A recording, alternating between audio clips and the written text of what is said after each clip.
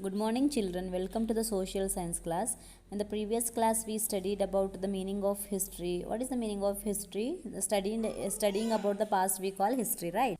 And why we study history? What is the use of the history? Everything we have discussed, right? Many incidents have been took place in the previous years that about that we study means for what purpose we study about that. So by studying the history, we will come to know the journey of the human beings, right? So how the human being came to the existence, how they become civilized. Next, how they have been developed, their failures, success, everything we discussed in the last year. How we study about the history means there must be the accuracy of time, place, and the person. It is maintained in the history, right? Otherwise, it will become a story. That also explained in the last class, right? Without the sources, it becomes just a cooked up story. ಒಂದು ಕತೆ ಕಟ್ಟಿ ಹೇಳುವಂತಹದ್ದಾಗುತ್ತೆ. ಆದರೆ ಹಿಸ್ಟ್ರಿಗೆ ನಮಗೆ particular ಆಗಿ evidences ಇದೆ ಮಕ್ಕಳೇ, ಅದ್ರ ಮೂಲಕ ನಾವು ಹಿಸ್ಟ್ರಿನ ಕಲಿತೀವಿ. No source means no history ಅಲ್ವಾ. ಎವಿಡೆನ್ಸಸ್ ಇಲ್ಲದೇ ಪಾಸ್ಟಲ್ಲಿ ಏನು ನಡೀತು ಅನ್ನೋದನ್ನು ಹೇಗೆ ತಿಳ್ಕೊಳ್ತೀವಿ.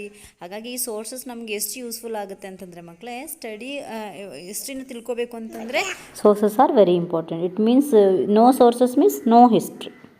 So in these sources there are two divisions, two kinds, two classifications. They are literary sources and archaeological sources. Till that we studied in the previous class. Now we will study about the meaning and the types of the literary sources. So in literary sources, historically speaking, literature means the written or the orally conveyed information. Literary sources ನಲ್ಲಿ ಮಕ್ಕಳೇ oral ಆಗಿರುವಂತಹದ್ದು ಇರುತ್ತೆ, ಮತ್ತೆ writing ಫಾರ್ಮಲ್ಲಿ ಇರುವಂತಹದ್ದನ್ನು ನಾವು literary sources ಅಂತ ಕರಿತೀವಿ ಮಕ್ಕಳೇ.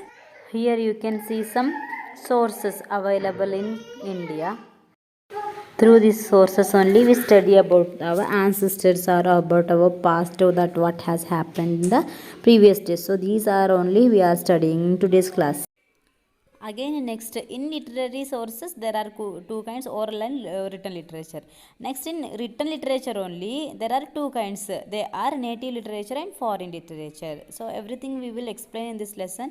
Next, in the written form, native and foreign literature is completed. Means in oral literature comprises the folk songs, stories, ballads, myths and legends antandre makle, it is translated from the mouth to mouth. It is not in the writing form.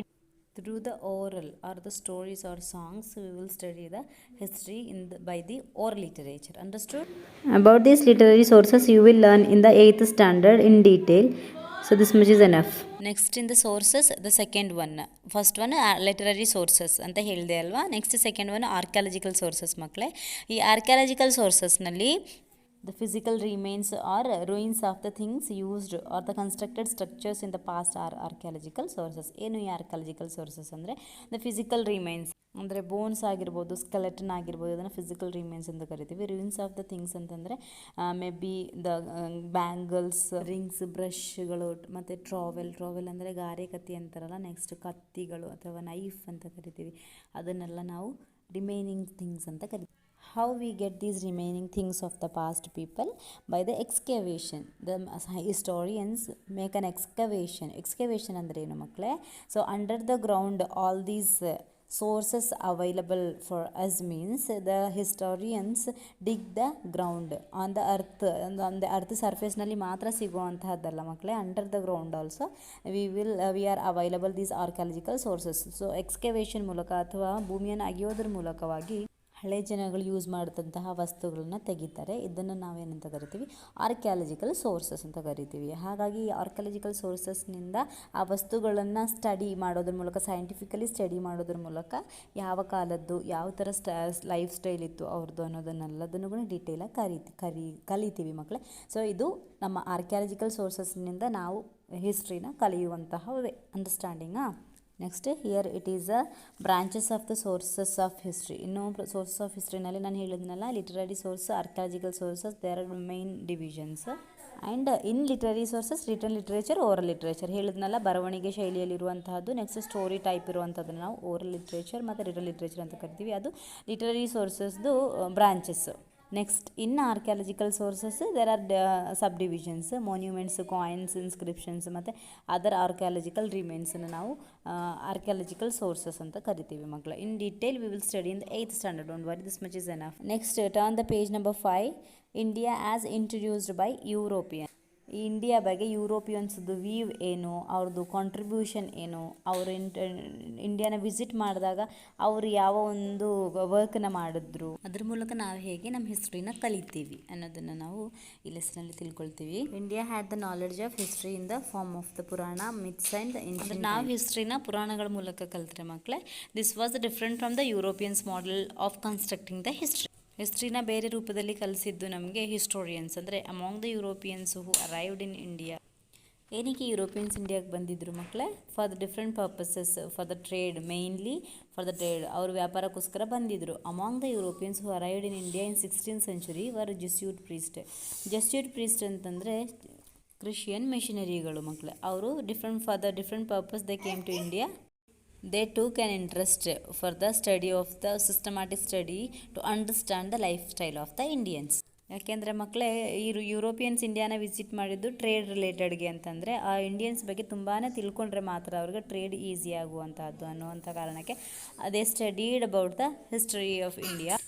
Among them Heinrich Roth was the one. What he did, he settled in Agra. So ಆಗ್ರಾದಲ್ಲಿ ಅವನು settle ಆಗಿ ಏನು ಮಾಡ್ತಾನೆ, he translated the Sanskrit grammar into Latin languages about 350 years ago. 350 yearsಯಿಂದ ಮುಂಚೆ Heinrich Roth ಅನ್ನುವಂಥವನು ನಮ್ಮ ಸಾಂಸ್ಕ್ರಿಟ್ ಗ್ರಾಮರ್ನ ಏನು ಮಾಡ್ತಾನೆ, ಲ್ಯಾಟಿನ್ ಲ್ಯಾಂಗ್ವೇಜ್ಗೆ ಟ್ರಾನ್ಸ್ಲೇಟ್ ಮಾಡ್ತಾನೆ. Next century later father Coeurdoux identified that there are many similarities between Sanskrit and the European languages. Similarity ಅಂದರೆ ಹೋಲಿಕೆ ಮಕ್ಕಳೇ. ಫಾದರ್ ಕಾರ್ಡಾಕ್ಸು 1 century ನಂತರ ಅವರು ಏನನ್ನು ಗುರುತಿಸ್ತಾರೆ ಅಂತಂದರೆ ಸಾಂಸ್ಕೃತ ಮತ್ತು ಯುರೋಪಿಯನ್ ಲ್ಯಾಂಗ್ವೇಜ್ಗೆ ಸಿಮಿಲಾರಿಟಿ ಇದೆ ಅನ್ನುವಂಥದ್ದನ್ನು ತಿಳ್ಕೊಳ್ತಾರೆ. Next the British got the revenue rights in Bengal so that the British officers try to understand the history, tradition, customs, value, beliefs and the laws of the Indians to strengthen there.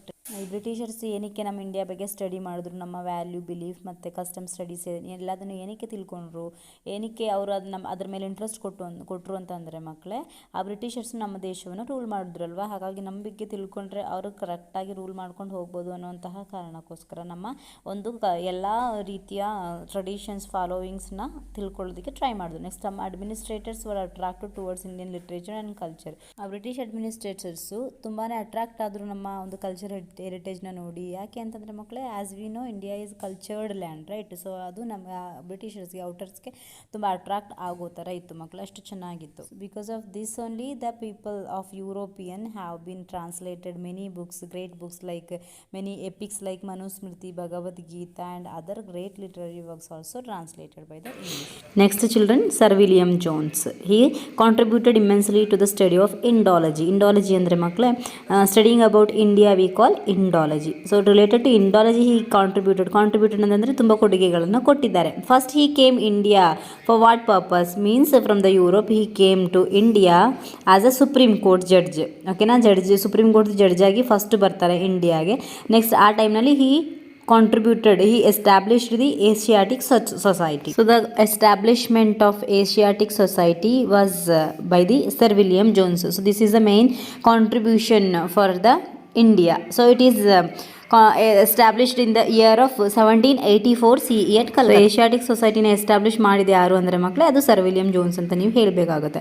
Next sir William Jones who was a multilingual expert. Multilingual expert ಅಂದರೆ ಹಲವು ಭಾಷೆಯ ಜ್ಞಾನವುಳ್ಳವರನ್ನು ನಾವು multilingual expert ಅಂತ ಕರಿತೀವಿ. So he translated the great works like Gita Govinda ಯಾರು ಬರೆದಿದ್ದು ಮಕ್ಕಳೇ? ಇಂಡಿಯನ್ ರೈಟರ್ ಜಯದೇವ ಬರೆದಿದ್ದಂತೆ. So as the sir William there was another Indologist like Max Muller is the another ಇಂಡಾಲಜಿಸ್ಟ್.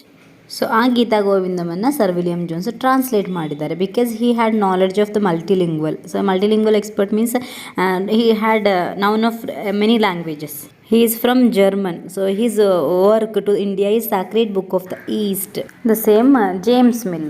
He has written the History of India. James Mill ಅನ್ನೋರು history of ಇಂಡಿಯಾವನ್ನು ಬರೆದಿದ್ದಾರೆ. ಇದರಲ್ಲಿ ಮಕ್ಕಳೇ ಇಂಡಾಲಜಿಸ್ಟ್ಗಳ ಬಗ್ಗೆ ತಿಳ್ಕೊಳ್ಳೋದಾದರೆ ಸರ್ ವಿಲಿಯಂ ಜೋನ್ಸ್ ಏಷಿಯಾಟಿಕ್ ಸೊಸೈಟಿನ ಎಸ್ಟಾಬ್ಲಿಷ್ ಮಾಡಿದ್ರು.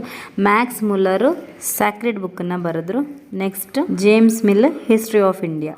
These are the important Indologist. Next about the Abbe Dubois ಅನ್ನುವಂಥವರು ಒಬ್ಬ ಫ್ರೆಂಚ್ ಮಿಷನರಿ ಆಗಿರ್ತಾರೆ. ಫ್ರೆಂಚಿಂದ ಇಂಡಿಯಾಕ್ಕೆ ಅವರೊಂದು ಕ್ರಿಶ್ಚಿಯಾನಿಟಿನ ಸ್ಪ್ರೆಡ್ ಮಾಡಲಿಕ್ಕೆ ಬಂದಂಥವ್ರು. ಸೊ ಅವರ ಒಂದು ಕಾಂಟ್ರಿಬ್ಯೂಷನ್ ಮಕ್ಕಳೇ Hindu manners, customs and ceremonies. So ಇದು ಅವರ ಒಂದು ಕಾಂಟ್ರಿಬ್ಯೂಷನ್ ಆಗಿರುತ್ತೆ. This much is enough for today's class. We will meet you with another video. Thank you.